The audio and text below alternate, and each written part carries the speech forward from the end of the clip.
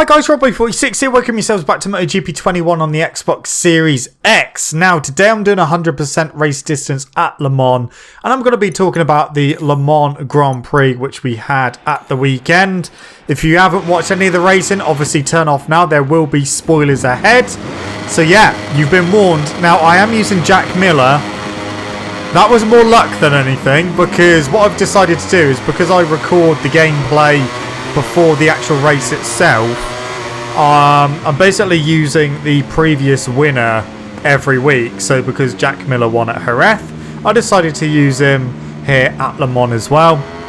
I didn't go for a wet track because I've had enough of wet races on this game at the moment. It's just career mode is just full of them, so hence why I've done a dry race. And the race did dry out towards the end anyway, but yeah, we're going to go through Moto3, Moto2 and MotoGP. We're going to start with Moto3 and work our way through the categories. So yeah, 27 laps around here.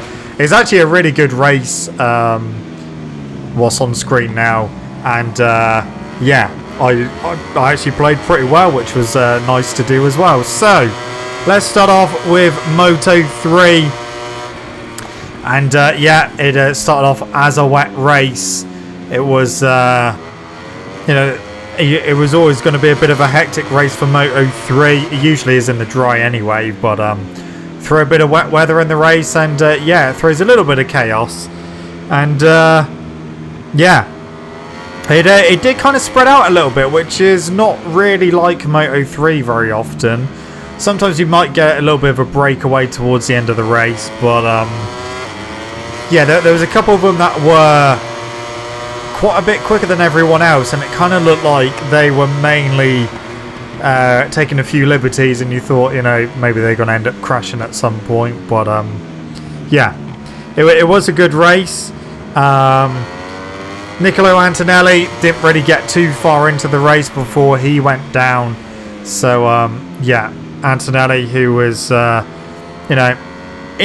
kind of sort of contention for the championship before this race, he went down. Suzuki went down as well. Just went a little bit offline and just tucked the front, which is not good. And unfortunately for him, he went down. Joan Masia, he went down as well.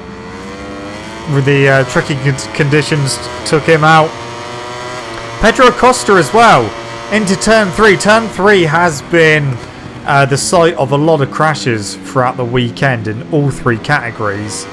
And Pedro Acosta had been down there before during free practice sessions. And he went down there again in the race. His first crash in a race this season. He did manage to keep hold of the handlebars and didn't actually lose too much time. He got back up and he lost about 10 seconds. And dropped back down to about 21st position. And we know what Acosta is like this season. He's just on fire, and he's kind of got that Marc Marquez about him. With the luck seems to be in his favour at the moment, and yeah, it's definitely seems to be going his way. And yeah, although he did actually crash, he did get going again, and didn't take too long before he started overtaking people a bit further down the field. At the sharp end, you had Sergio Garcia and Philippe Salach in first and second place. Garcia was just getting quicker lap by lap. Philippe Salach was following him quite closely, and it was looking like Garcia was taking a few liberties. He was backing it into some corners, especially when it started to dry out, and you're kind of just waiting for him to go down, but he rode really well. In third place, you had Riccardo Rossi, the Italian, on a KTM. He qualified really well, and yeah, he was in third for basically the whole race. John McPhee, he had a slightly better weekend. He actually managed to finish a race, which was good to see. And Yeah, he was battling in the second or maybe third group, really, with the likes of Sasaki and Adrian Fernandez. Darren Binder, he went down. He dropped way back towards the end of the race, which is unfortunate for him, as he's been pretty consistent this season. Obviously at Jerez he got taken out of the final corner by Dennis Onchu. Yeah, you had a few people crashing but getting back on, like Kaito Toba, he went down and got back on. Jeremy Alcoba, he went down and got back on. But ultimately, obviously Pedro Acosta as well, but with the exception of Acosta, those three didn't really make any inroads because they crashed fairly late on in the race. Meanwhile, you had Dennis Onchu, Finati, Mino as well. Mino, who started on pole position, didn't really have the best of starts and kind of went backwards. He had a massive moment at one point during the race as well, which dropped him lots of positions as yeah, it was a pretty big moment that he had. So yeah, at the front you still had Sergio Garcia leading with Philippe Salach. Garcia made a bit of an error into Garage Vert, which is the double right-hander, and yeah, went off tracks a little bit, went over the curb, and that allowed Philippe Salach to come through. But Salach just didn't have the pace that Sergio Garcia had, and it didn't take too long for Garcia to get back past Salach, and gapped him pretty quickly, managed to get the gap over 1.5 seconds within a few laps of getting back past him. And it kind of looked like Salach was kind of sitting there just keeping his tyres under control. You saw a few of them, including Salach, going for the damp patches throughout the race. Once the track started drying and the dry lines started to appear, yeah, you saw some of the riders going for the puddles just to try and cool down those wet tyres, because obviously when they overheat they start to degrade pretty quickly, and yeah, they almost turn to chewing gum, which yeah, isn't good. So you saw quite a few people go for the damp patches. You know, the fastest lap was pretty much being set every lap.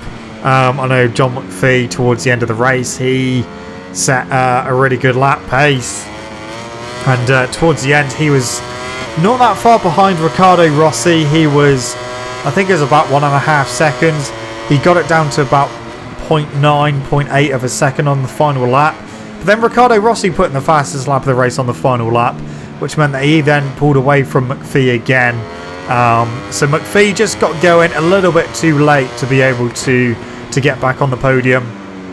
But more importantly, McPhee did finish the race and get some championship points on the table, because he's had a lot of DNFs this season, and of course with that fisticuffs he had with Jeremy Alcoba earlier on in the season, he then had to start from pit lane with a 10-second penalty, and then of course he didn't score any points there either. So yeah, he just needed to get a decent result under his belt and a finish under his belt, and yeah, let's hope that this is you know, a sign of things to come from McPhee for the remainder of the season. But it was Sergio Garcia who went on to take victory ahead of Philippe Salach in second, and Riccardo Rossi completed the podium in third place. John McPhee came home in fourth. Then you had Sasaki came home in fifth. Adrian Fernandez got sixth. Artigas got seventh place. Pedro Costa, who did go down earlier on in the race, he did come home in 8th position, just ahead of Dennis Onchu in 9th. Romano Fenati in 10th, a little bit disappointing from Fenati. Kind of expected him to be a bit higher up than that. You know, he does pretty well in the wet and dodgy conditions, but didn't seem to have the pace here at Le Mans. Mino was 11th place, again disappointing for him. Then you had Yamanaka in 12th place and his teammate Du Pasquale in 13th. Guevara was 15th, and the last point scoring position went to Izdaihar in 15th place. Then 16th went to Koffler, 17th Stefano Nepa, Dennis Foggia was 18th, Fellon in 19th place. Then you had Darren Binder 20th, Koto Toba 21st, and Jeremy Alcoba in 22nd. So the non-finishers were Nicolo Antonelli, Suzuki, Messia, Rodrigo, and Carlos Tate. So yeah, that win for Sergio Garcia cements Gas as a a race winner now. I know it's just a rebadged KTM, much like the Husqvarna, but Gas are back, and they've taken their first victory of the season. Now, the championship with Pedro Acosta finishing 8th place. He actually extended his lead because his main championship rivals finished either behind him or failed to finish at all. So Pedro Acosta leads on 103 points. Sergio Garcia, with that win, has jumped up 7 positions to second place in the championship now, 54 points behind. Andrea Mino is now 3rd, 56 points behind. Romano Fenati is 4th, 57 points behind. Antonelli has dropped 3 positions to 5th, he's 59 points behind. Then you've got Sasaki in 6th, he's moved up 1 position, he's also 59 points behind. Messia is 7th, he's dropped 2 positions, he's 64 points behind. Darren Binder has dropped 2 positions to 8th, he is 67 points behind.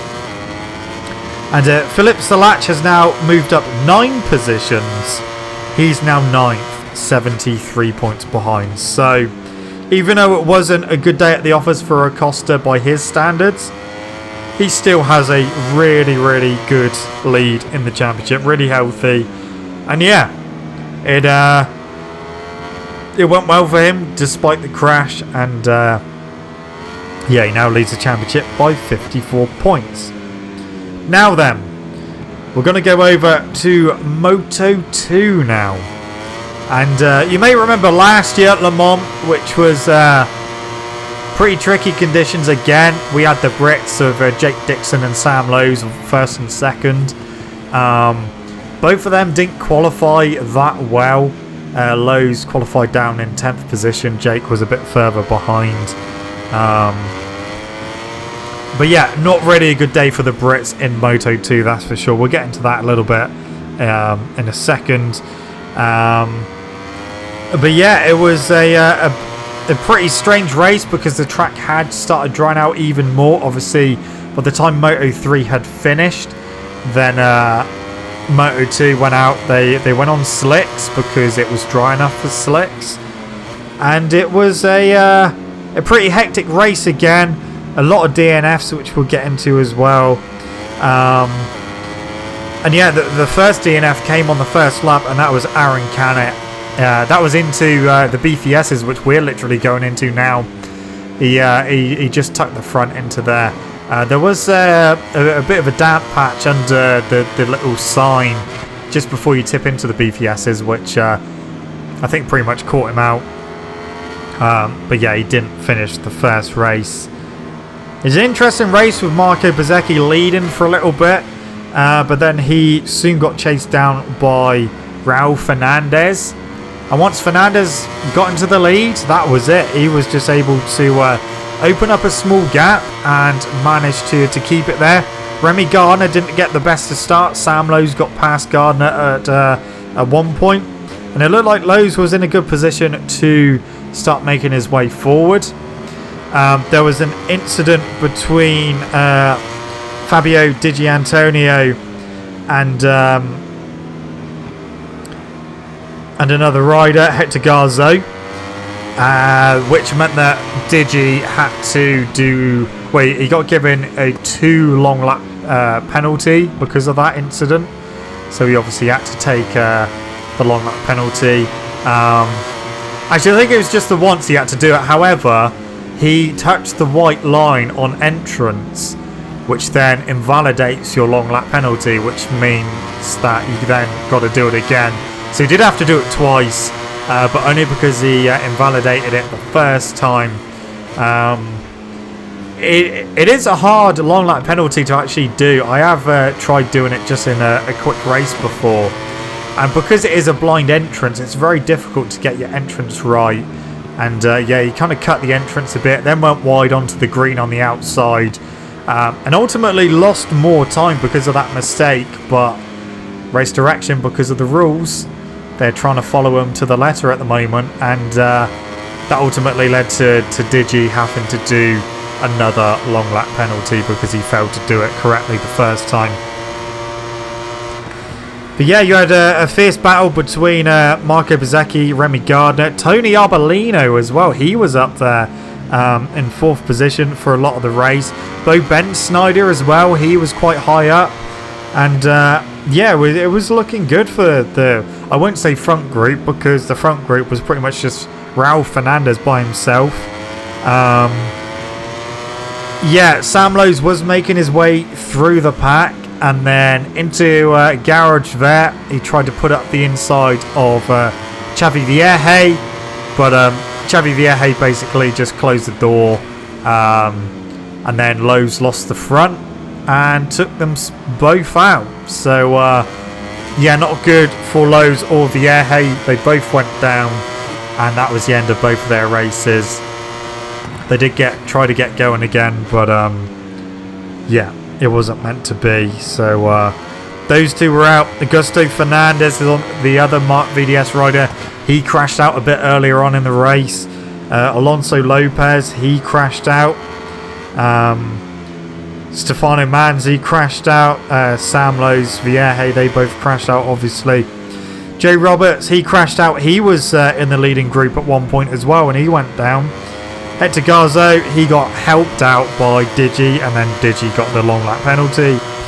Thomas Luthi, he crashed out. Cameron Bobier, who had a really good race, he was up to, I think it was about 6th position at one point. 5 laps to go, and unfortunately he then crashed out of the race as well. So yeah, not good for the American, but he showed, you know, he is capable of running towards the front. It was just unfortunate that he didn't get to finish the race and get some decent points. But back at the front, you had Remy Gardner. He started to make his way forward and make a few passes on people, and started to set fastest lap after fastest lap. He had a little bit of a battle with Marco Bezzecchi, but Bezzecchi went wide at Garage Vert, which is where we are now. Again, another rider just went over the curb onto the green. Remy Gardner came through and then tried to chase down his rookie teammate. And it looked like he had the pace towards the end of the race. He was taking chunks out of Raul Fernandez. But then it just didn't quite work out that way, because Fernandez just got his head down and started putting some fast laps in. Opened that gap back up, and yeah, it wasn't to be for Remy Gardner, but a good second place for him, with Raul Fernandez taking victory. So it was the IO Red Bull KTM team who took 1st and 2nd place. Marco Bezzecchi took home 3rd position. With Tony Arbolino, another rookie, he did take home an impressive 4th position. Bo Bensnyder, he took home 5th position. Good result for Bo. Marcel Schrotter came home in 6th, just ahead of the other rookie, Ayogura, who came home in 7th place. Fabio Di Antonio, the winner last time out at Jerez, he came home in 8th position because of that. Well, those 2 long lap penalties he had to do. Simone Corsi actually came home in 9th position on the MV Agusta, just ahead of Jorge Navarro. Then you had Lorenzo Dalla Porta in 11th, although I believe that Dalla Porta has been disqualified because he was a kilo under the minimum weight for this group.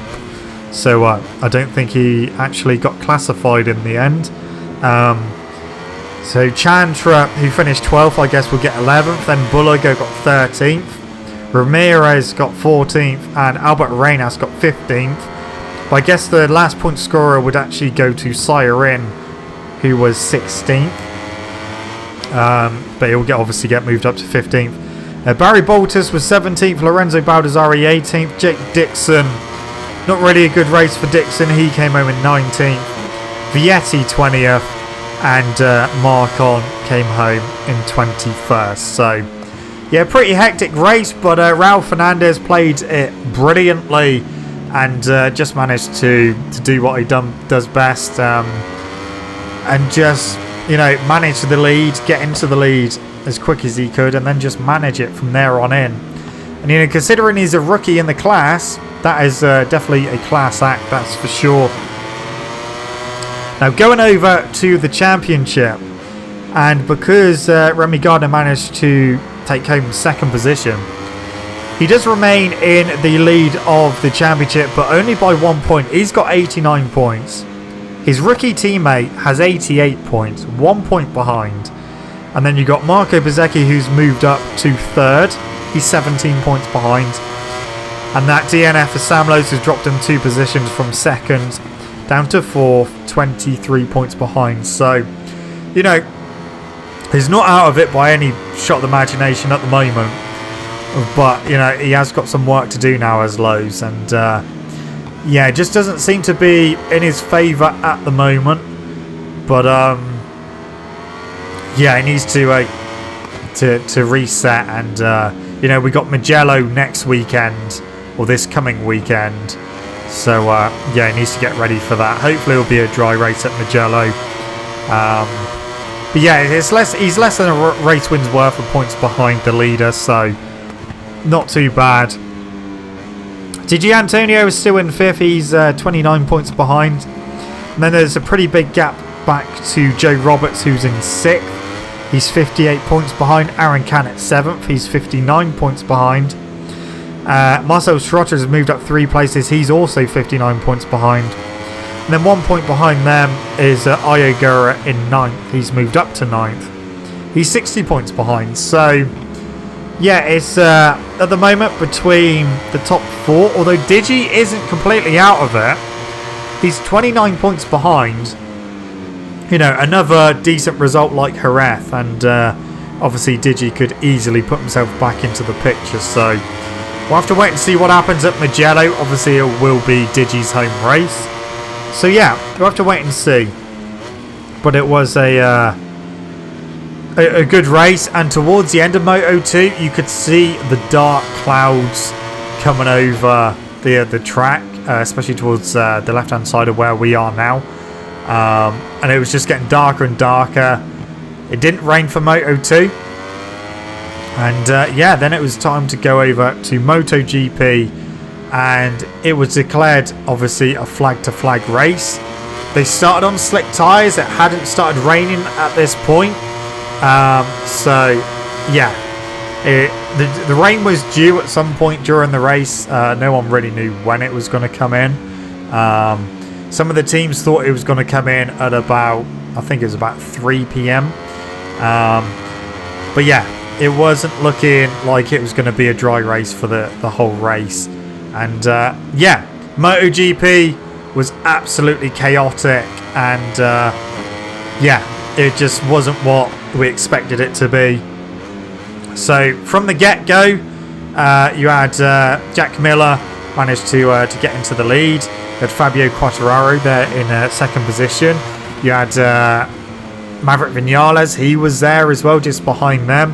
And yeah, they were having a little battle to begin with.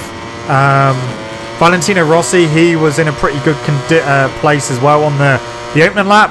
And then there was an incident. So coming out of the BFSs, which we are now, Pol Espargaro got it properly sideways and then switched to the right hand side of the track because he was completely out of the seat. Lost a load of drive.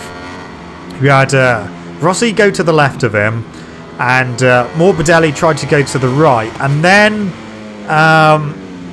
Pol Espargaro switched his position on the track back to the left. Obviously they're going into right-hander, and then just a really bizarre, you know, turn of events, and we didn't actually get to see a replay of what happened until after the race, which to me seemed a little bit suspect.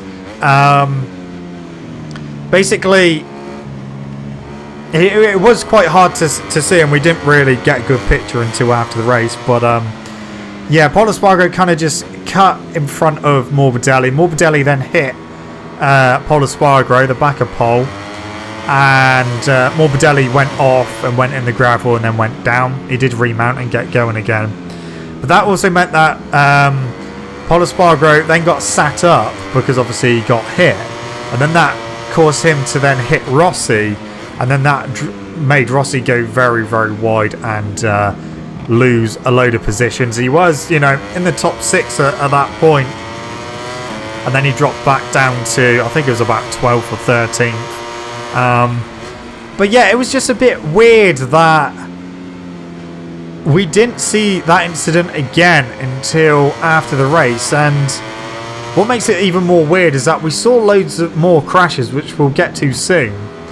And then as soon as they went down, you know, within a minute, we then got a replay of what happened with that crash. But we didn't see that incident until after the race, which I thought was a bit strange. Also, you know, almost like Dorna didn't really want to show what happened. But yeah, the other thing is, yeah, it was a racing incident, but for the way that the race direction had given some penalties throughout the whole weekend, they didn't even look at it. It didn't even come up on screen to say an incident between these riders are being investigated. Just completely, you know, swept under the rug, and they were just left to get on with it. Anyway, back at the front, you know, it was looking pretty good, like a good battle. Marc Marquez didn't get the best of starts. He was quite far down by his standards. In fact, you had Nakagami in front of him. But he wasn't really anywhere near the leaders. And then it happened. The heavens opened. It started to rain. And that is when all chaos happened in the race. We've seen flag-to-flag races before. We know how chaotic they can be. There was a weird incident in, I think it was FP4. Morbidelli came in to do a bike swap, and he kind of stumbled when he got off the bike and then just fell onto his second bike and kind of like pushed his second bike over, which is really bizarre to see. But apparently he's carrying a knee injury, so that kind of makes sense. But yeah, the heavens opened. Jack Miller ran off track into the gravel because at the time they were still on slick tyres, and it got wet pretty quickly. Maverick Vinales dropped like an absolute stone through the field. Marc Marquez seized the opportunity and managed to somehow get with the leading group, and then he was all of a sudden fighting for the lead. So yeah, like I said, Miller had already gone off track into the gravel. He'd lost the lead. Quartararo was still there. They came into the pit, and even more chaos ensued in the pit.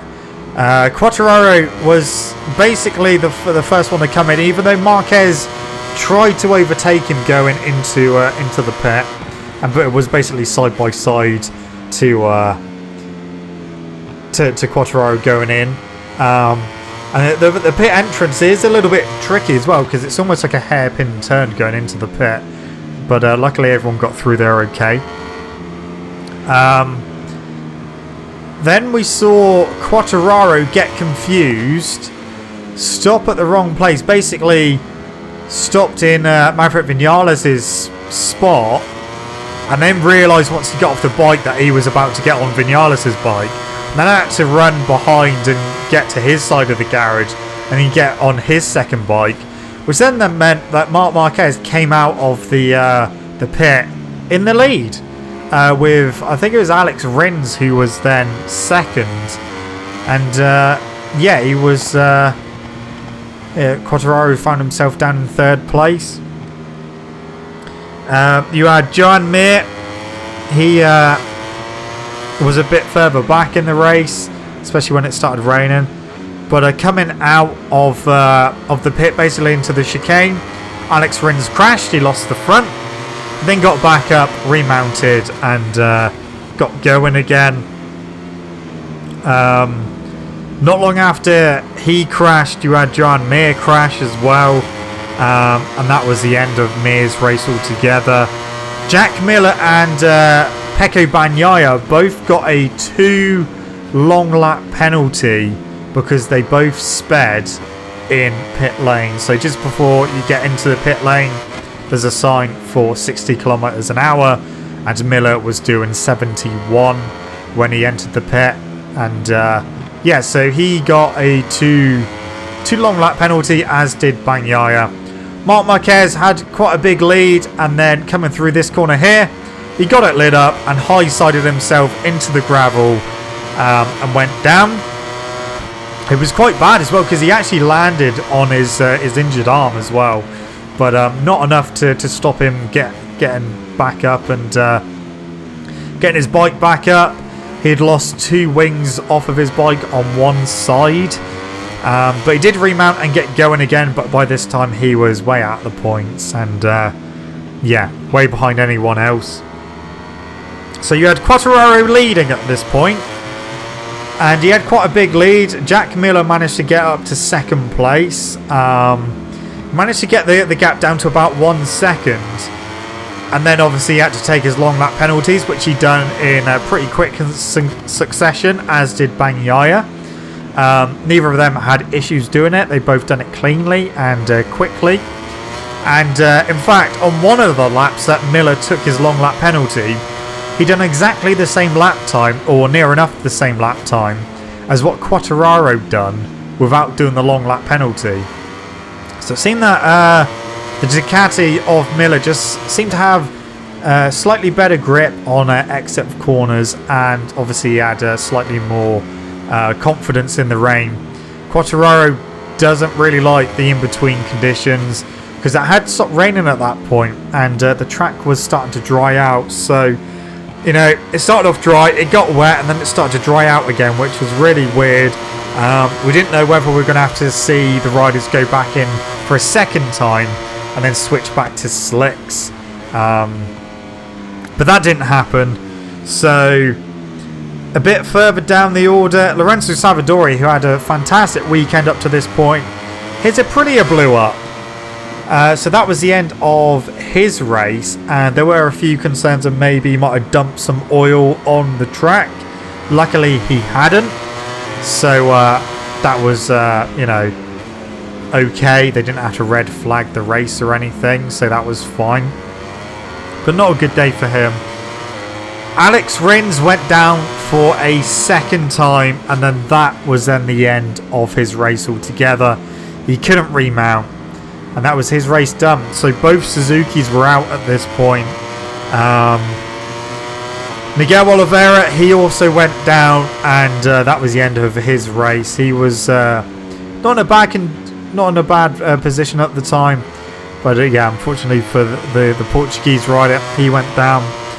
Elisa Spargaro, his Aprilia stopped. So both Aprilias had a mechanical problem in this race, and they both went out with mechanical failures. So not good from Aprilia, and yeah, they both leave this race with no points. So yeah, Jack Miller had it done, served his 2 long lap penalties, caught up to Quartararo. Quartararo was not suffering from arm pump this time, but Miller did manage to get past Quartararo and then just managed to pull away. So the track started drying out more and more.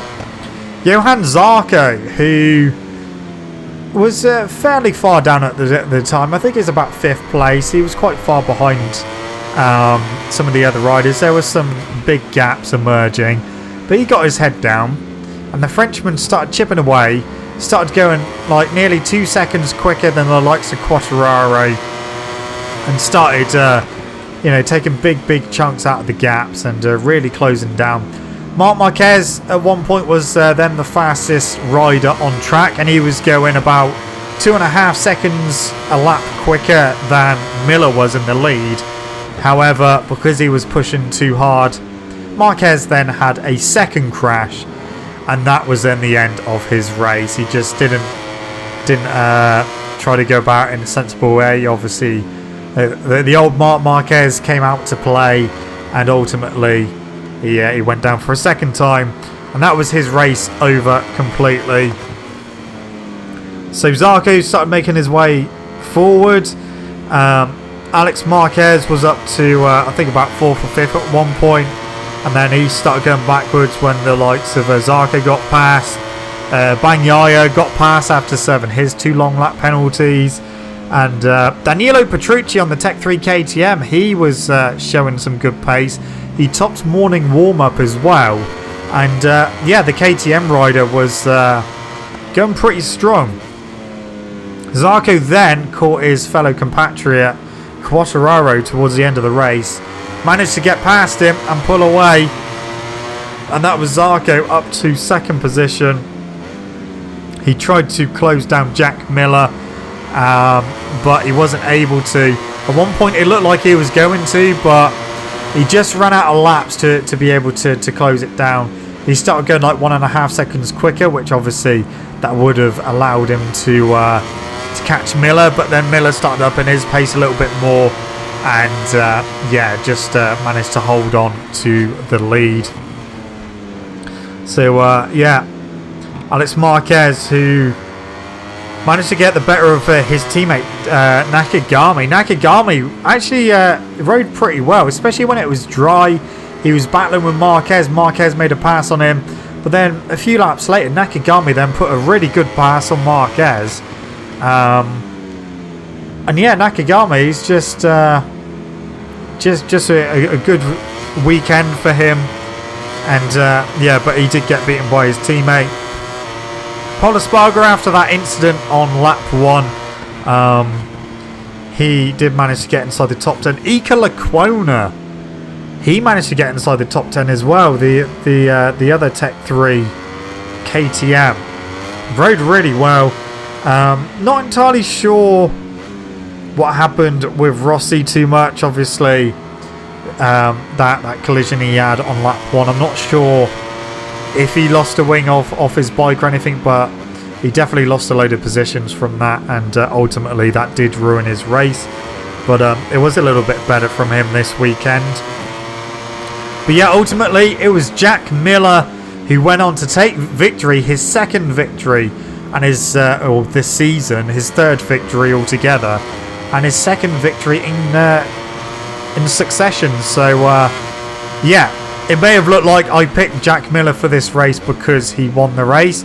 Like I said, that was more luck than judgment, just because the way that I'm doing these videos, I'm basically picking the previous race winners for the next race, because I record the gameplay before the actual race itself. But yeah, Jack Miller went on to take another victory for his 2021 campaign. Zarco took home 2nd place, an impressive 2nd place. Fabio Quartararo took home 3rd, an important 3rd place for the Frenchman. And Bagnaia took home 4th place, another impressive outing for the Italian, especially considering he had a 2 long lap penalty as well. Danilo Petrucci, his best result on the KTM by far this season so far. 5th place for him. Alex Marquez came home in 6th, just ahead of his teammate Nakagami in 7th. Paul Espargaro was 8th. Iker Lecuona was 9th. Maverick Vinales was 10th place. Like I said, once it started raining, Vinales just dropped like a stone and never really got going again. Valentino Rossi got 11th. Luca Marini was 12th. Brad Binder was 13th. Enea Bastianini was 14th. Tito Rabat got the last point scoring position in 15th. And Franco Morbidelli, who obviously did go down, he did grab his knee as soon as he went down as well, so he was in a little bit of discomfort. He did go back in and change his bike, but obviously he was 4 laps down by the end, but he did get going again, you know, just in case, on the off chance that enough people crashed out that you could still grab a point. But yeah, ultimately he finished in 16th place, and that was all the finishers. Only 16 finishers this weekend. But an absolutely hectic race. Flag-to-flag races are very hectic. Especially when it did start raining, and obviously the riders had to figure out, you know, who's going to pit first, when's the right time to pit. Ultimately, they all pitted at the same time, which is obviously what they needed to do. There's another incident or near incident in pit lane where when Rossi was released from his pit box, he nearly crashed into one of the Red Bull KTMs, who then swooped in front of him into their pit space. But luckily, he did miss them. But yeah, what a very, very hectic race. And yeah, that has led to a bit of a shake-up in the championship. Fabio Quartararo still leads, but he only leads now by 1 point. Or should I say, Quartararo now leads because Bagnaia was leading. But Quartararo leads again by 1 point. He's got 80 points. Bagnaia in second has got 79 points. 12 points behind is Zarco in third. And Jack Miller has now moved up 2 places to fourth. Only 16 points behind. And fifth place, dropping 2 positions, is Vinales in fifth. He's 24 points behind. So the top 5 all separated by less than a whole race win's worth of points. Then you've got Mir in 6th, Alicia Spargaro in 7th, Morbidelli 8th, and Nakagami now in 9th place. And look at this, at the end of the race, I nearly threw it away by trying to pop a wheelie and nearly got beaten to the line by Vinales, but ultimately we did manage to hold on. So yeah, that was MotoGP, the French Grand Prix. And yeah, that is it from me, guys. We did cross the line apparently at the same time as Vinales, but we were clearly in front. But yeah, that is it from me. Thank you so much for watching. Don't forget to leave this video a like if you enjoyed it. Subscribe to the channel for more content. I shall see you guys in the next video. Don't forget to stay safe, wash your hands, and look after yourselves. I'll see you guys next time. See you!